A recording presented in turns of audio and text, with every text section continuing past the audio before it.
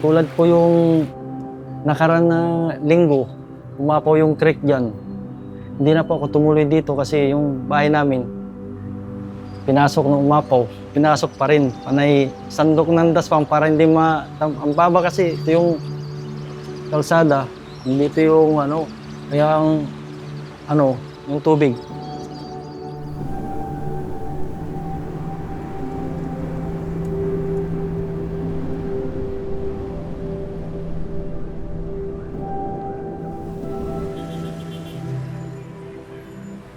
"42-year-old Eric Estidio lives in Payatas area of Quezon City in Philippines. The region is heavily impacted by typhoons and prone to floods during the monsoons. 8 taon po dito po sa Payatas. Ang kasama ko po, ang asawa ko po dito sa Payatas, saka anak ko po. Eric grew up in Mangaldan, Pangasinan, about 220 kilometers from Payatas. By the age of 10, he was already working in rice fields owned by landlords to support his family. However, extreme weather conditions made it difficult to continue their agricultural work. Noong 10 taon po ako, naranasan ko po na bumaha na parang dagat po ang Pangasinan po. Sira po lahat kasi medyo nagtagal. Isang araw.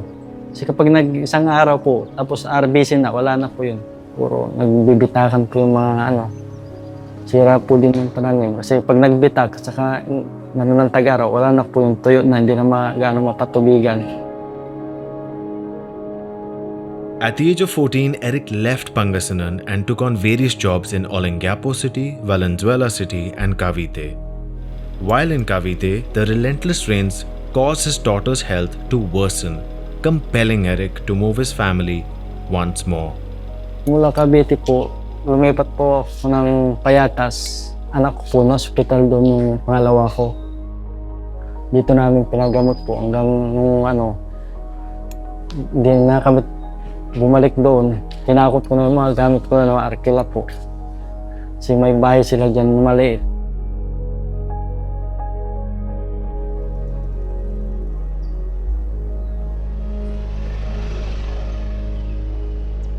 To sustain the family, he works in construction while his wife sells eggs at a makeshift kiosk. Sa isang araw, ang bayad ko sa akin, 700 po. Pag nag-half day, na lang po, 350 na lang po. Ang bayad po, pag half day po. Kakatakot po kontraksyon. Yun ang delikado po kontraksyon lalo pag sa labas. Pag sa labas po, may nervous na po ako.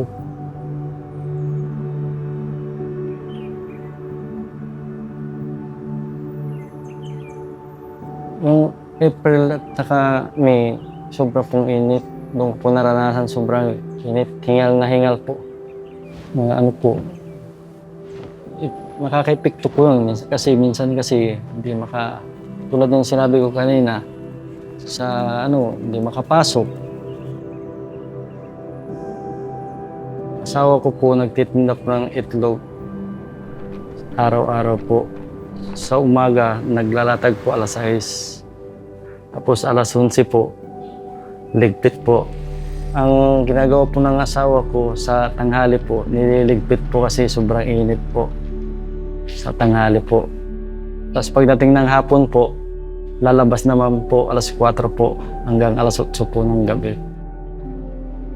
Worsening weather conditions are making life increasingly difficult for Eric and his family. Pag bumabagyo po, tsaka malakas po yung ulan, malapit po ako sa creek, tapos sobrang baba, kaya yung tubig po, dumadam po sa likod, sumusuot po dito sa namin po, bahay. Pag sabay sandok po. May sandok po sa lagay po sa timba, sa piga po sa basahan. Yun po. Wala pong bintana po yung kwarto. Ito lang po ang singawan ng hangin. Wala pong pinto. Sobrang init po. Sikulog. Grabe pong init. With typhoons frequently disrupting his work, Eric often borrows money from his neighbors to make ends meet. Hanap po ako 400 para may pandagdag po sa baon ng bata sa gastusin po. Eric dreams of moving his family to a subdivision, an area where houses are pre-built with essential utilities like water and electricity, and hopes to secure a better future for his children. Pag sabi ko, maganda na din subdivision kasi bukod sa safety na hindi pa binabaha. Kasi puro angat, kadalasan angat yung mga lupa sa subdivision.